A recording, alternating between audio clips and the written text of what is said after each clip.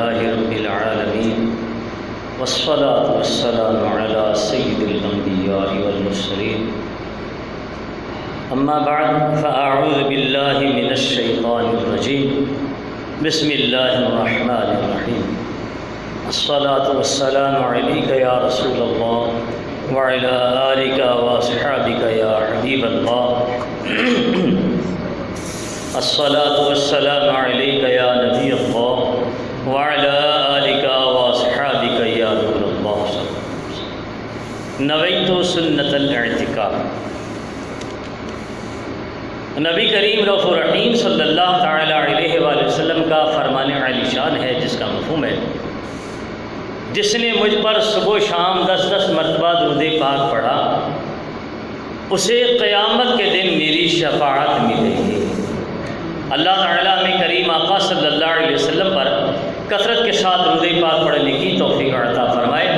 صلو علی الحبیب صلی اللہ علی محمد صلی اللہ علیہ وآلہ وسلم۔ حضرت بہلول رحمۃ اللہ تعالی علیہ ارشاد فرماتے ہیں،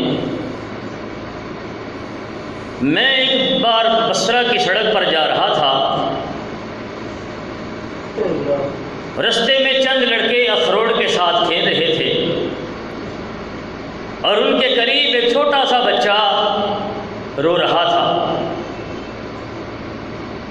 حضرت بہلول رحمۃ اللہ تعالی علیہ کے دل میں خیال آیا کہ شاید اس کے پاس اخروٹ نہیں ہے تاکہ یہ بھی کھیل سکے، اس وجہ سے رو رہا ہے۔ آپ رحمۃ اللہ تعالی علیہ اس کے قریب گئے اور اس سے کہا، بیٹا میں تجھے اخروٹ لے دیتا ہوں تاکہ تو بھی ان کے ساتھ کھیل۔ جب اس بچے نے یہ سنا تو اس نے سر اٹھایا اور مجھے دیکھ کر کہنے لگا، ارے بے وقوف، کیا ہم دنیا میں کھیلنے کے لیے پیدا کیے گئے؟ میں بڑا حیران ہوا، تو پھر میں نے پوچھا پھر کس لیے پیدا کیے گئے؟ تو اس نے کہا، ہم تو اللہ تعالیٰ کی عبادت کرنے کے لیے پیدا کیے گئے۔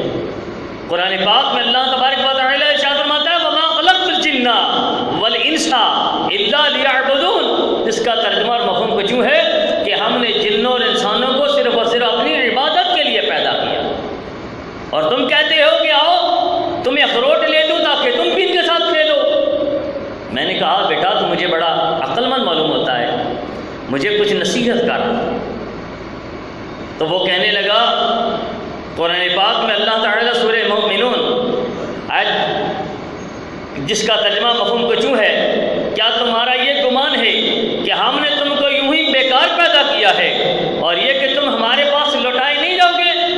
پھر وہ کہنے لگا، میں دیکھ رہا ہوں کہ دنیا ہر وقت چل چلاؤ میں ہے، آج یہ گیا کل وہ گیا، موت جو ہے وہ آئے جا رہی ہے اور کوئی پتہ نہیں کب مجھے بھی لقمہ اجل بننا پڑے۔ تو اس لیے آخرت کے لیے دنیا میں جو اعتماد کی چیز ہے اس کو حاصل کرنا چاہیے، اور پھر اس کے علاوہ سراسر غفلت میں رہ کر انسان گھاٹے کا سودا اختیار کر رہا ہے۔ پھر وہ رو رو کر اللہ تعالیٰ کی بارگاہ میں آہوازاری کرنے لگا، اے وہ پاک ذات کہ اس کی طرف ہی عاجزی کی جاتی ہے اور اسی پر اعتماد کیا جاتا ہے، اے وہ پاک ذات جب اس سے کوئی شخص امید باندھ لے تو وہ نامراد نہیں ہوتا، اس کی امید ضرور پوری ہوتی ہے۔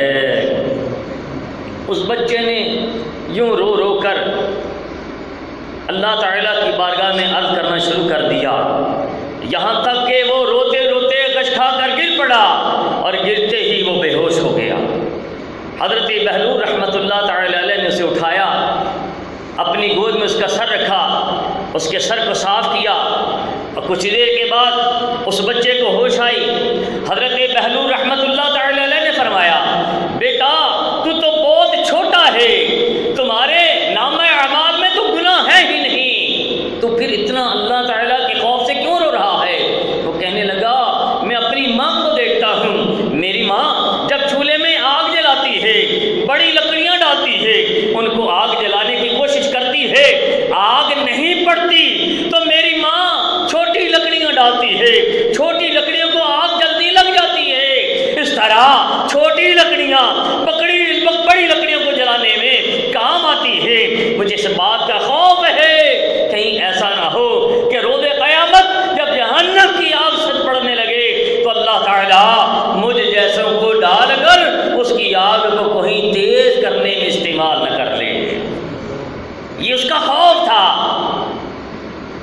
کا خوف تھا، اللہ تعالیٰ تو ہر چیز پر قادر ہے، جہنم کی آگ کہاں اثر پڑتی ہے مگر اس کا یہ خوف تھا۔ یہ خوف سے مارے اللہ تعالیٰ کی بارگاہ میں آوازاری بھی کر رہا ہے اور رو رو کر ہلکان ہوا جا رہا ہے۔ آپ رحمت اللہ تعالیٰ علیہ نے ارشاد فرمایا، اے بیٹا مجھے کچھ نصیحت کر۔ کہنے لگا میں غفلت میں پڑا ہوں اور موت کو ہانکنے والا میرے پیچھے پیچھے موت کو ہانکے چلا آ رہا ہے۔ آج اگر میں نہ گیا کل مجھے ضرور لقمہ اجل بننا ہی پڑے گا۔ تو عقل مند وہی ہے جتنا دنیا میں رہنا ہے اتنا دنیا کے لیے، اور جتنا عرصہ قبر و حشر کا ہے اتنا اس کے لیے سامان تیار کرنے میں لگ جائے، ورنہ یاد رکھیے ہمیں بھی ایک دن مرنا پڑے گا۔ اللہ تعالیٰ کی بارگاہ میں پھر عرض گزار ہوا کہ مالک مولا جب کسی غلام سے کوئی لغزش ہوتی ہے تو آقا اس کو معاف کرتا ہے۔ بے شک میں بدترین بندہ ہوں جس نے اپنے مولا کے حق میں خیانت کی۔